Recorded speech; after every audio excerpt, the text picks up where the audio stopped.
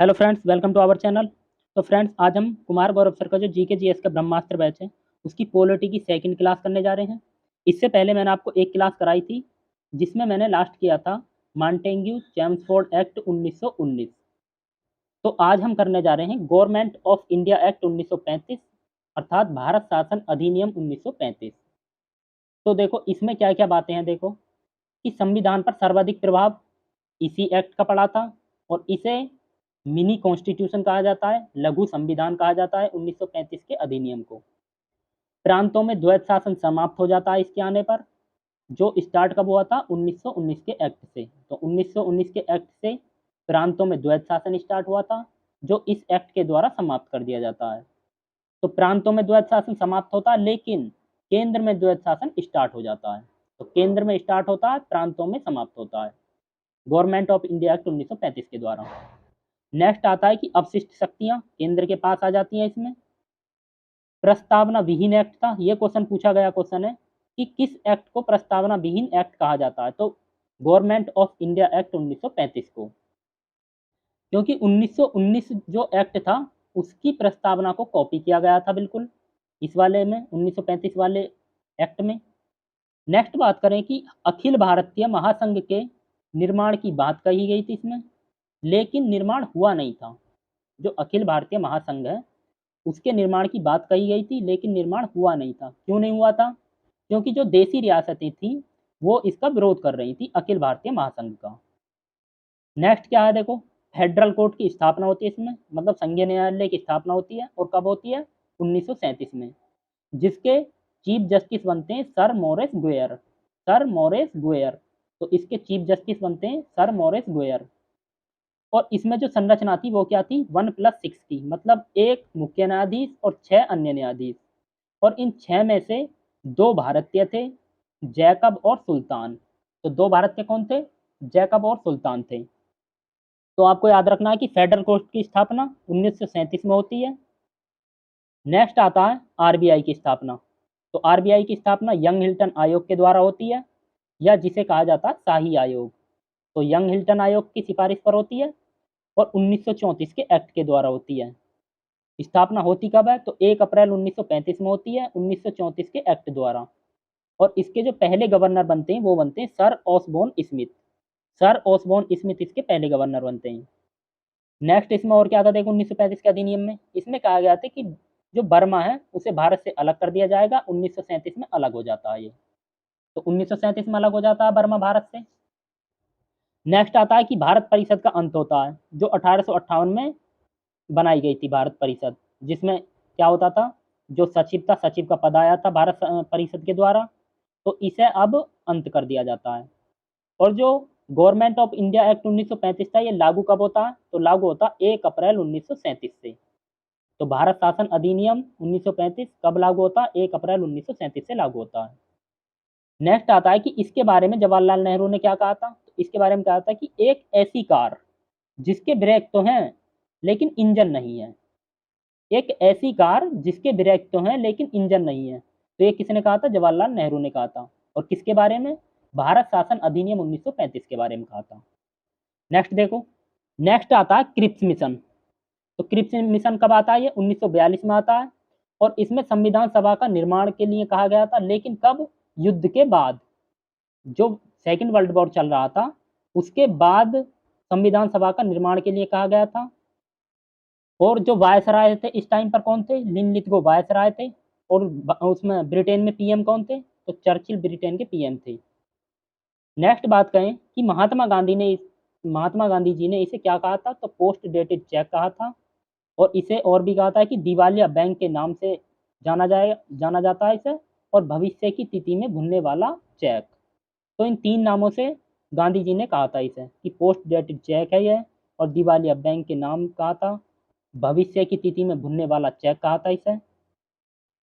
Next आता है कि कैबिनेट मिशन।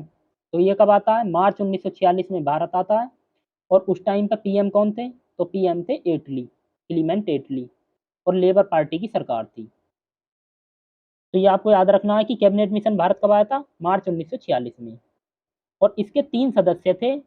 3 सदस्य कौन कौन से थे? तो ये ट्रिक से याद रखना, PAS पास, पास से याद रखना। P for Pethick Lawrence, A for Alexander और S फॉर स्टेफार्ड क्रिप्स। और जो पहले वाले हैं ये इसके अध्यक्ष थे, P से, P फॉर पैथिक लॉरेंस, तो पैथिक लॉरेंस इसके अध्यक्ष थे। तो कैबिनेट मिशन के अध्यक्ष कौन थे? पैथिक लॉरेंस थे। नेक्स्ट आता है देखो इसमें, इसमें क्या कहा गया था, मतलब इसके द्वारा चुनाव कराए जाते हैं और एक सीट पर 10 लाख की जनसंख्या होगी, ये कहा गया था। तो टोटल सीट होती है 389। इसका मतलब एक सीट पर अगर 10 लाख व्यक्ति हैं तो टोटल जनसंख्या हो जाती है 38.9 करोड़। तो इतनी जनसंख्या बताई जाती है उस टाइम पर।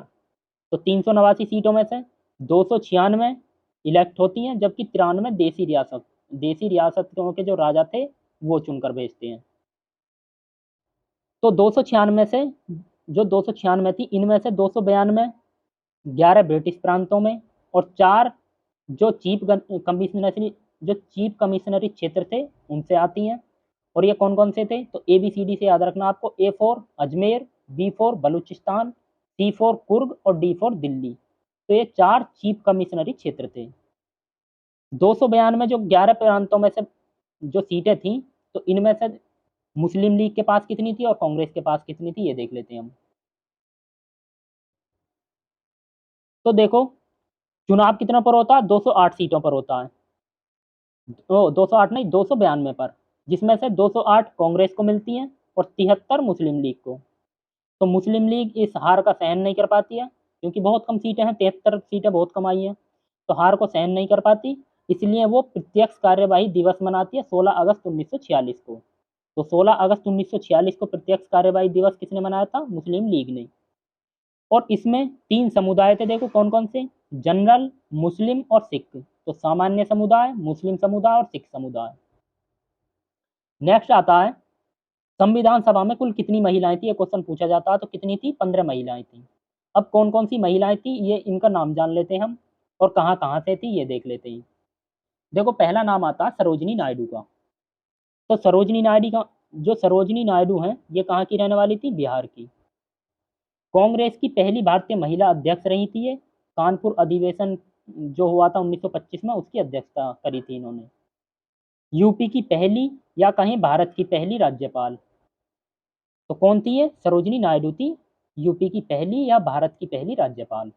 नेक्स्ट देखो, नेक्स्ट है इनकी बहुत famous book the golden threshold. तो इनकी ये बुक कई बार पूछी गई है कि द गोल्डन थ्रेशोल्ड बुक किसकी है? सरोजनी नायडू की है। और इनके हैप्पी बर्थडे को, जन्मदिन मतलब 13 फरवरी को राष्ट्रीय महिला दिवस के रूप में मनाते हैं और 13 फरवरी को ही रेडियो दिवस मनाते हैं।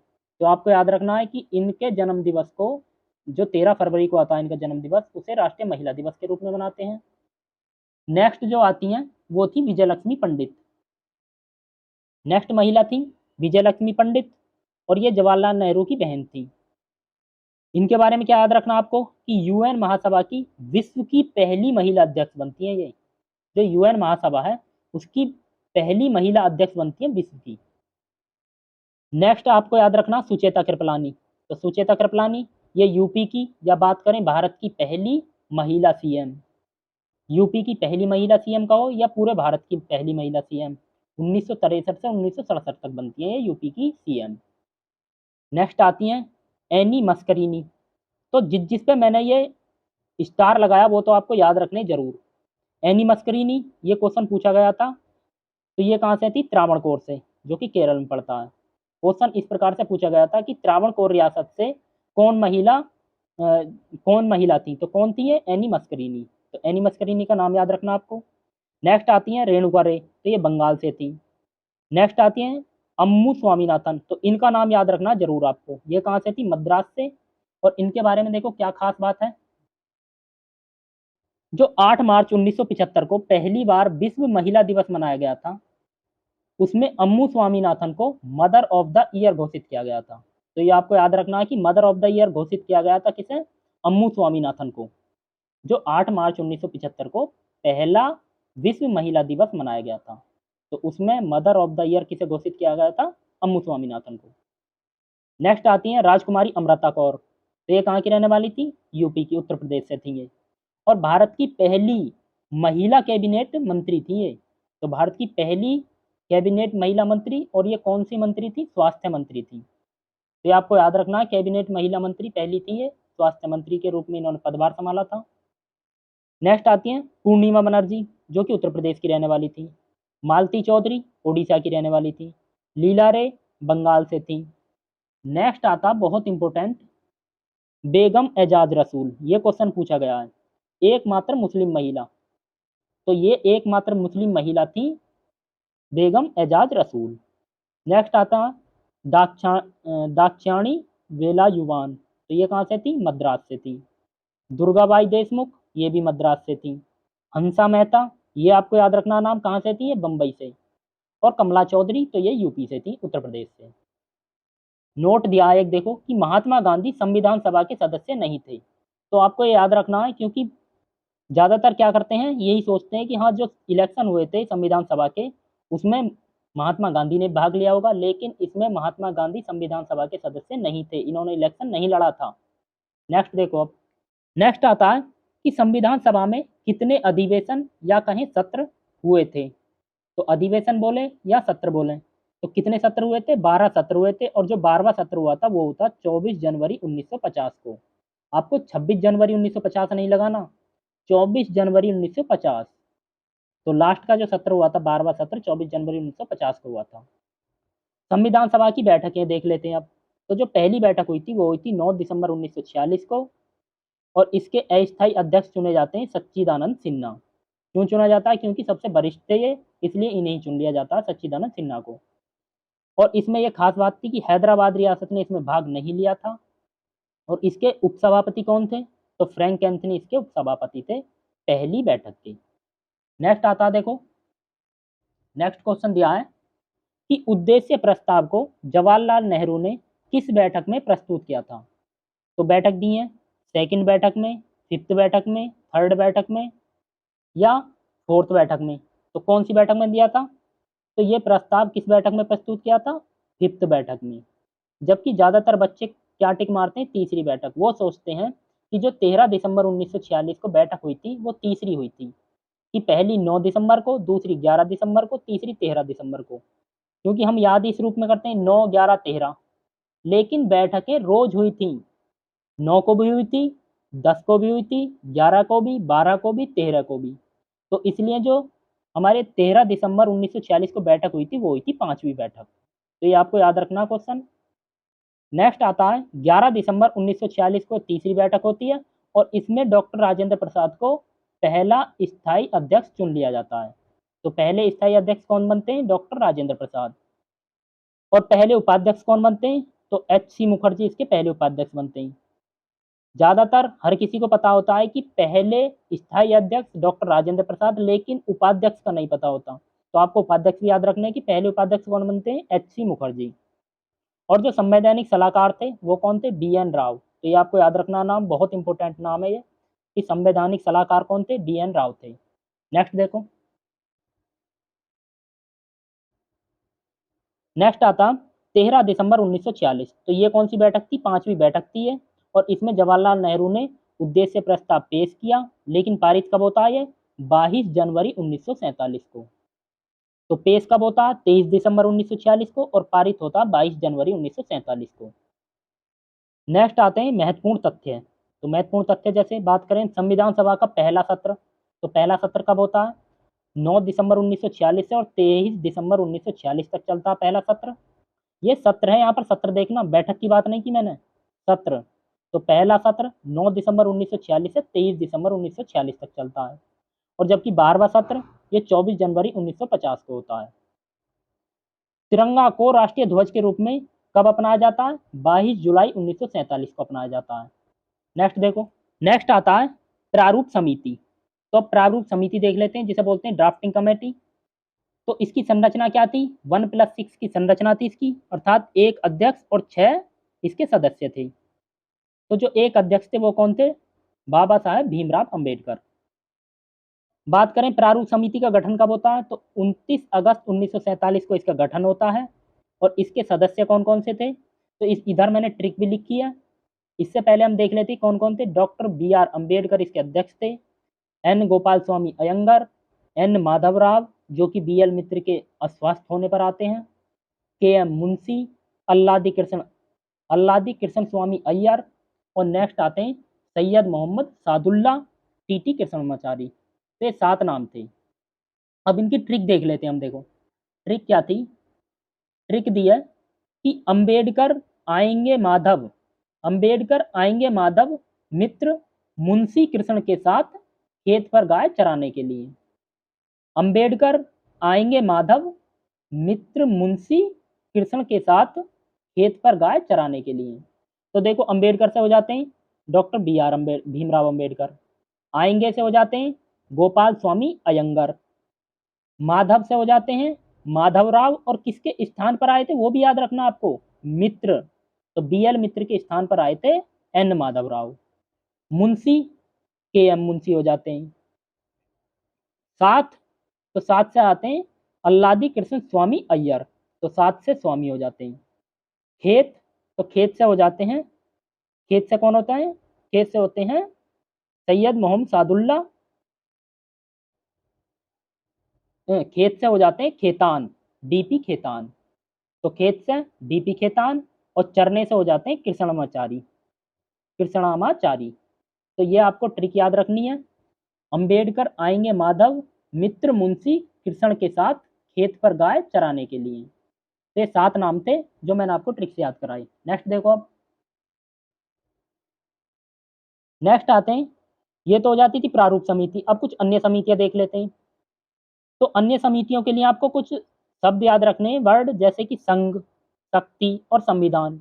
तो जो भी ये शब्द जहां भी दिखाई दें वहां आपको जवाहरलाल नेहरू टिक करना है, और जहां भी आपको प्रांत दिखाई दे उसके अध्यक्ष किसे मानना, सरदार पटेल को। और जहां नियम या संचालन की बात की जाए तो वहां राजेंद्र प्रसाद को मानना है आपको अध्यक्ष।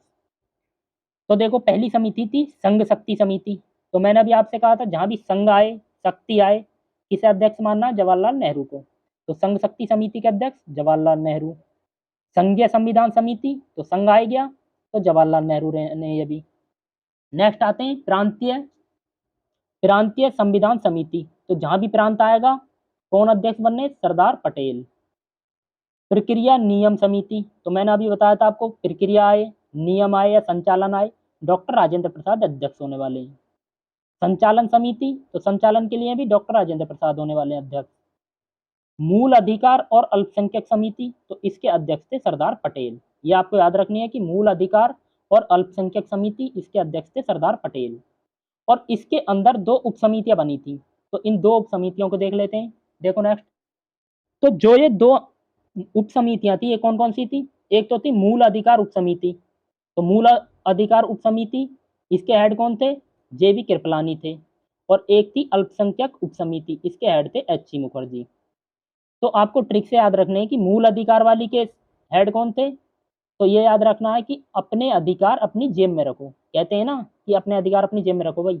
तो अपने अधिकार अपनी जेब में रखो, तो अधिकार वाली और जेब से हो जाता जेबी कृपलानी। तो मूल अधिकार वाली जेबी कृपलानी थे उसके अध्यक्ष, और अल्पसंख्यक वाली के एच मुखर्जी थे। तो ये आपको याद रखनी है। नेक्स्ट आते हैं राष्ट्रीय ध्वज संबंधी तदर्थ समिति। तो इसके अध्यक्ष थे डॉक्टर राजेंद्र प्रसाद। नेक्स्ट आता है भारत राष्ट्रमंडल का सदस्य कब बना। तो ये बना था 16 मई 1949 को। ये आपको डेट याद रखनी है। नेक्स्ट है हिंदी राजभाषा के रूप में कब अपनाया। तो हिंदी को कब अपनाया था, 14 सितंबर 1949 को। तो हिंदी को राजभाषा के रूप में 14 सितंबर 1949 को अपनाया गया था। नेक्स्ट बात करें कि 11वां सत्र।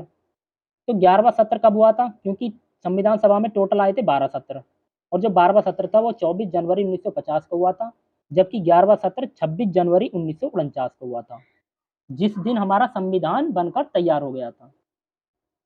तो 26 जनवरी 1949 को संविधान निर्माण पूर्ण हो जाता है। और कितने दिन लगे थे, तो 2 वर्ष 11 माह 18 दिन, 2 वर्ष 11 माह 18 दिन का टाइम लगा था संविधान बनने में।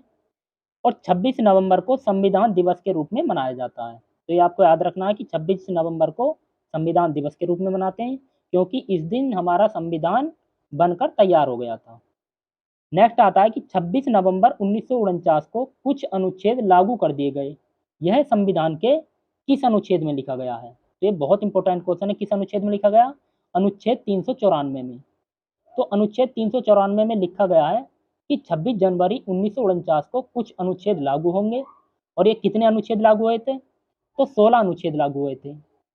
इसमें कहा गया था कि 15 अनुच्छेद 26 नवंबर 1949 में लागू होंगे और साथ में यह आर्टिकल, यह का मतलब है 394 वाला आर्टिकल भी 26 नवंबर को लागू होगा। तो 15 ये वाले और एक ये स्वयं, तो टोटल हो जाते हैं 16 आर्टिकल।